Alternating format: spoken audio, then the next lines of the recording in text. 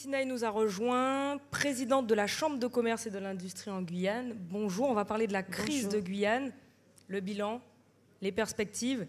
On va déjà parler du bilan dans un premier temps. Donc il y a plusieurs mois, l'ensemble de l'Hexagone a vécu avec vous et avec le reste des Guyanais une crise sociale de grande envergure. J'étais sur place, on se souvient de l'image forte d'ailleurs de la ministre des Outre-mer de l'époque qui s'est excusée au balcon de la préfecture. Des promesses ont été faites à ce moment-là dans plusieurs domaines, à la fois la sécurité, la santé, l'éducation nationale. Aujourd'hui, la question que j'ai envie de vous poser, est-ce que ces promesses ont été tenues? Est-ce que vous avez le sentiment que la situation a changé ou en tout cas qu'elle va changer?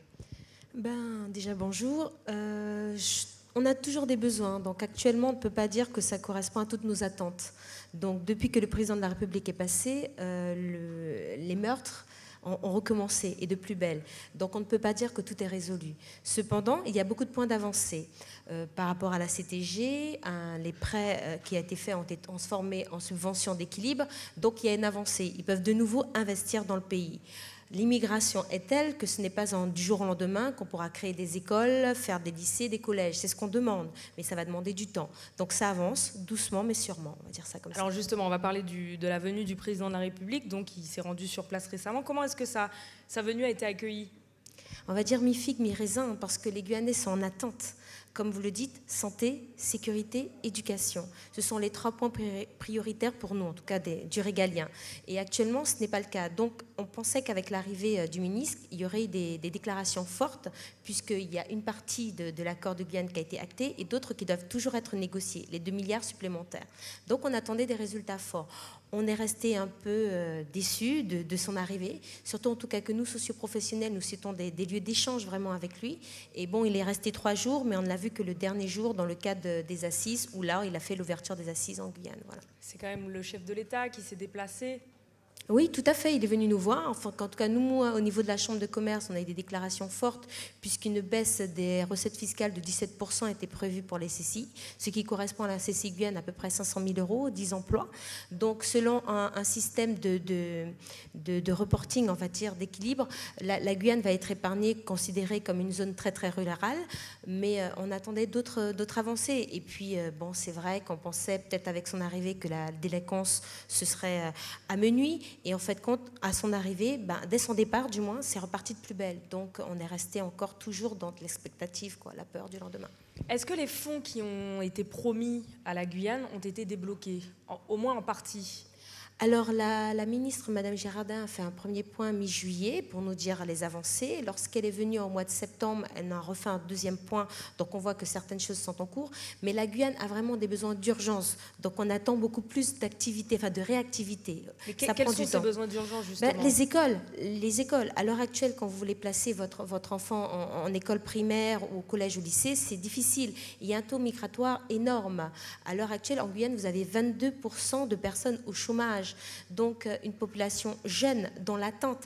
Donc on souhaite que le monde économique repart, que l'économie guyanaise repart. Mais tant que la sécurité sera telle, quand la sécurité va mal, l'économie plonge. Donc c'est lié. Donc on est dans cette attente-là de voir enfin un pays où enfin la sécurité règne. Mais c'est vrai que les fonds arrivent au compte-gouttes, ça redémarre au compte-gouttes, donc j'espère qu'il y aura un progrès. Mais les attentes sont profondes, voilà. À l'heure actuelle, la CTG était dans un tel état qu'elle avait du mal à payer le RSA.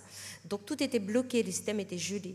Donc bon, on attend, on verra ce que ça va donner. Donc pour le moment, on va dire mi-figue, mi-raisin, puisque les attentes sont réelles que bon, on est un peu déçus. On trouve que ça prend du temps.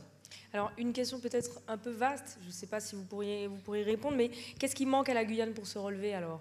Aujourd'hui, si vous devez répondre à cette question-là. Premièrement, de la sécurité, et puis un système particulier. Mais la sécurité, ça veut dire quoi, si on veut parler concrètement? Alors concrètement, on nous a promis plus de gendarmes, plus de policiers, plus de forces de l'ordre. Il y en a pas mal qui ont dû repartir du fait d'Irma. Donc ils ont été redéployés sur la Caraïbe. On attend leur retour avec impatience. Et puis on espère vraiment des solutions à cette délinquance de mineurs. Parce qu'à l'heure actuelle, c'est souvent des mineurs. Et puis à ce flux migratoire. À l'heure actuelle, vous allez à la préfecture, dès minuit, vous avez des gens, des demandeurs d'asile énormes. 44 000 personnes par an sur une population de 250 000. C'est énorme. On a du mal à enrayer le phénomène. Il faudrait qu'il y ait une politique spécifique, enfin migratoire pour la Guyane, parce que nous n'arrivons pas à faire assez d'écoles, de collèges, de postes, donc plus d'infrastructures également. Exactement. Dans la santé aussi? Dans la santé, à l'heure actuelle, nous souhaitons avoir un CHU. Pour le moment, ce n'est pas à l'ordre du jour. On est toujours un centre hospitalier de André Rosemont, ce n'est pas un service universitaire, donc on souhaiterait attirer. Et actuellement, on est tellement en manque de médecins que quand nous propose des médecins venus d'Afrique avec forcément pas des diplômes européens. Donc on a peur qu'il y ait une baisse du niveau de santé en Guyane, c'est surtout ça. Donc on avait le centre de Kourou, justement en mars-avril, la demande était que ce centre reste en Guyane, soit toujours géré, ne parte pas, ne ferme pas. Donc il y a vraiment c'est santé, éducation, sécurité. Voilà. Est-ce que le gouvernement a fait tout ce qu'il pouvait faire? Ou est-ce qu'il peut faire plus? Oui, je pense qu'il peut faire plus. Là, on nous a donné quand il est venu... Alors, il peut toujours faire plus. C'est une question bête. Est-ce qu'il doit faire plus? À l'heure actuelle, oui. Je pense que oui, puisque la situation fait que nous sommes vraiment en situation d'urgence. Lorsque les gens sont descendus dans les rues en mars-avril, c'était pour expliquer une urgence. Ce n'était pas besoin pour demain, c'était besoin pour hier. Pendant des années, les infrastructures ont été mises en berne. Donc maintenant, c'est vraiment urgent. On souhaite avoir un niveau d'éducation, on souhaite que nos enfants aillent à l'école, on souhaite être soignés dignement, on souhaite pouvoir marcher dans les rues librement, toute sécurité. Ce sont des choses basiques et à l'heure actuelle en Guyane, ce n'est toujours pas le cas. Vous êtes inquiète pour la jeunesse guyanaise? Très inquiète parce qu'ils sont demandeurs. À l'heure actuelle, vous avez une ville comme Saint-Laurent-du-Maroni qui a une poussée démographique telle qu'elle deviendra la plus grande ville. En Guyane, elle va dépasser la capitale de Cayenne.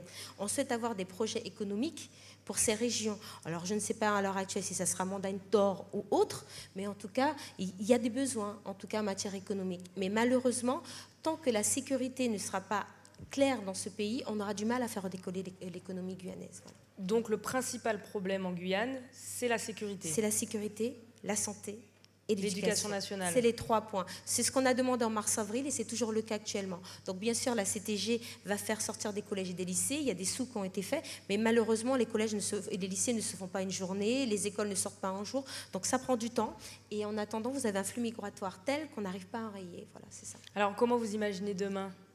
Vous êtes inquiète, c'est ce que vous me disiez. Oui, nous sommes tous inquiets en fait, parce qu'à l'heure actuelle, la Guyane, c'est une cocotte minute qui peut exploser à n'importe quel moment. Aujourd'hui, vous avez... on a pu le voir il y a plusieurs mois déjà. Voilà, mars-avril était déjà le cas. La tension n'est pas forcément redescendue. Les grands frères, les 500 frères sont toujours mobilisés, trop de violence.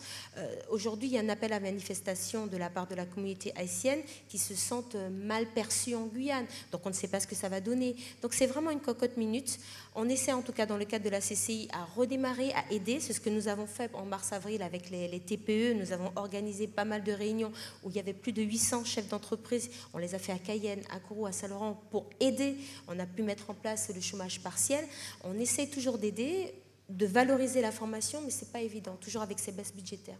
Vous avez le sentiment que la Guyane est délaissée peut-être par l'Hexagone? Est-ce que c'est ce que les Guyanais pensent? C'est ce que les Guyanais ont surtout pensé avant mars-avril. L'accord de Guyane est un premier pas pour nous. Donc on a senti pour une fois qu'on s'intéressait à nous et que le retard, que l'État cherchait à rattraper ce retard récurrent en Guyane.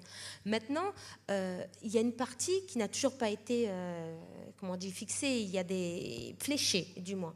Donc on est toujours dans l'attente de la suite. Alors on nous dit c'est en cours, mais c'est vrai qu'on attend tellement des résultats, les résultats on l'attend pour hier. Donc c'est vrai que vous êtes face à un peuple, la Guyane, qui est très impatient. Donc je vous le dis, c'est une vraie cocotte minute à l'heure actuelle. Merci beaucoup Karine Sinaï. J'ai encore beaucoup de questions à vous poser, malheureusement on n'a pas le temps. Je rappelle que vous êtes la présidente de la CCIG de Guyane. Merci. Merci beaucoup.